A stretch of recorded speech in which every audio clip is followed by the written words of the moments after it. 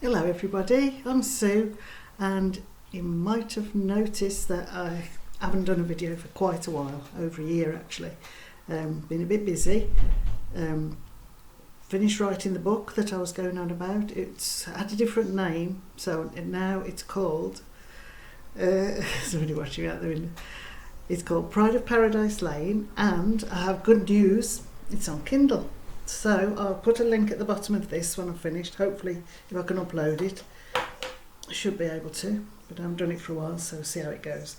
So what I wanted to tell you is, I think last time I spoke to you, I was looking for an agent and a publisher, and the actual story, an agent asked me to write the story. It was like a rewrite of this one. This is my first book, one of my first books.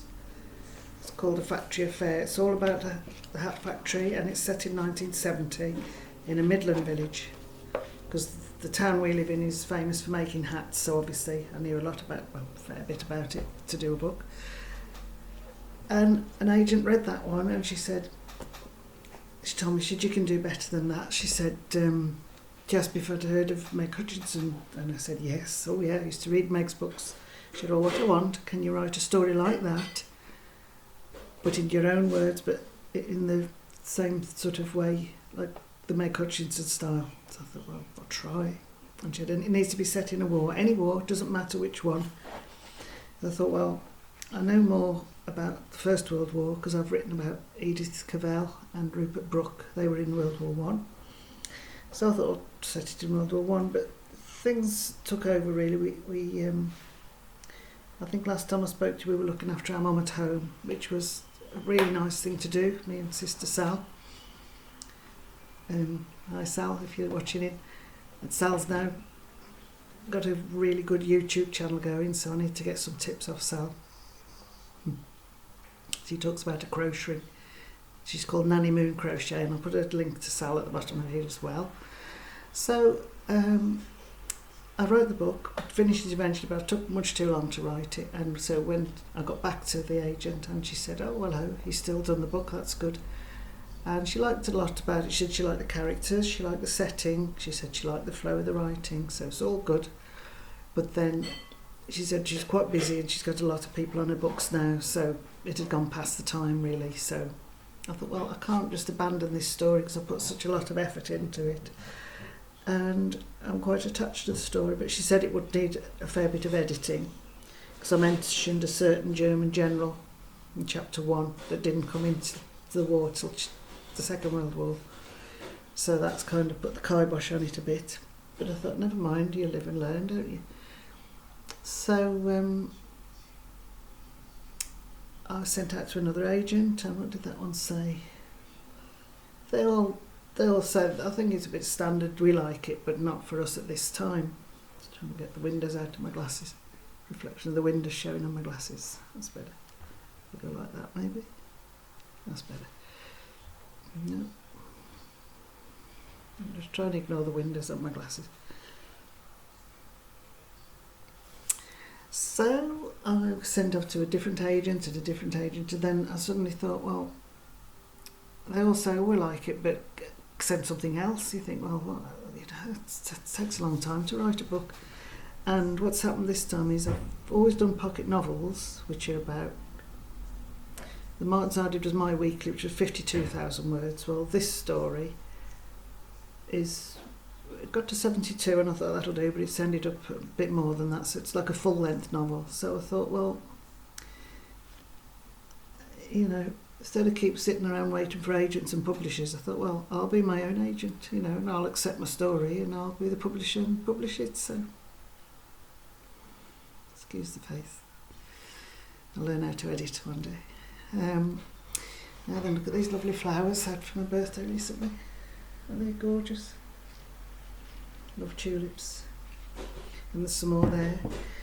So yeah, my book is on Kindle, and I've got a pen name now for the Gritty Saga, because it is completely different to these stories. I mean, these stories, they're romantic drama, but there's not too much gritty stuff in those, nothing to be offended by if you're easily offended. But the new one, it is more a gritty saga, I'll call it, and if you don't like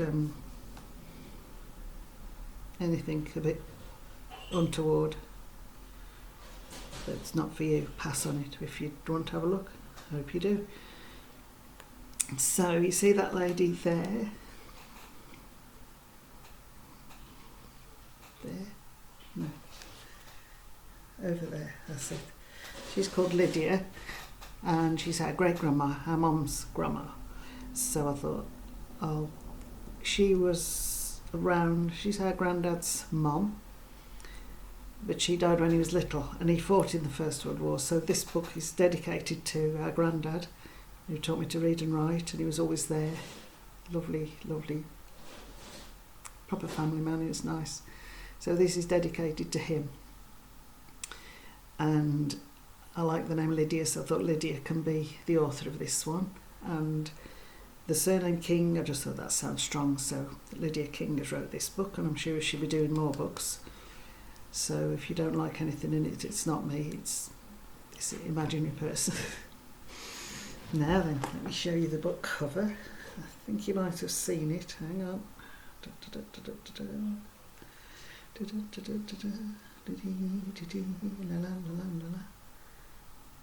Yeah, there it is. That's the book cover, made by me as well in Canva, which is like a program to do lots of pictures and promotions and all that sort of thing. So you'll find that, like I said, I'm going to put the link. So that's the cover, and the paperback version of the book is coming out about the 12th of February. But what I want to tell you is that before it gets published, you see this one here with that thing across that there, not for resale. That means it's a proof. That means you can't sell it, but it's the exact same story that will be the book. So I'm going to get about a dozen proofs, and if you'd like to put your name down for a free proof, that means you get a free one of these, but the new book for review. And if you get a chance to review it on Amazon for me, that'd be brilliant. That's the point really of having the free book. But if you hear any noises, it's just the kitchen. You okay?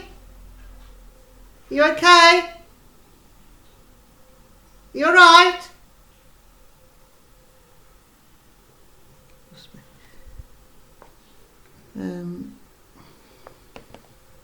That's a proof. And also I'm doing a giveaway. So I'm giving away the new book, this one. There's one of those I'm giving away, and I'm giving one of those away. That was the first book. That's the one set in the 70s. And I'm giving away 3 proofs. So I have 5 books to give away altogether, and you will have like a little book package with as well as writing. I like creating, and I make cards and bookmarks, so I should be doing some handmade bookmarks. So you'll have a book and a bookmark if you put your name down. So if you decide to put your name down for a proof, just put in the comments, yes me please, and put either, you've got a choice of that one, or the new one. If you want the new one, just put new one, or if you don't mind, just put yes please. But I mean, if you've had that one, obviously you wouldn't want that one. And then I'll do a draw if there's more than 5 people. Put me please. What other news do I have to tell you? Yeah, just that really. And I'll be updating my web and my Facebook page, Instagram, everywhere and nowhere. But I just wanted to come and say to you, I had some news. I have a Kindle book. Wahey! And the Kindle book at the moment, it's $1.99. But then there will be proofs, like I said. You get a chance to get a free proof. And then when the book is actually published, I'll probably do a giveaway then as well. So you get a chance to get the actual book. But if you get Kindle at all, any reviews would be brilliant. I'll stop now because that's more than enough from me. Okay, great to be back, and hope to see you soon. Bye.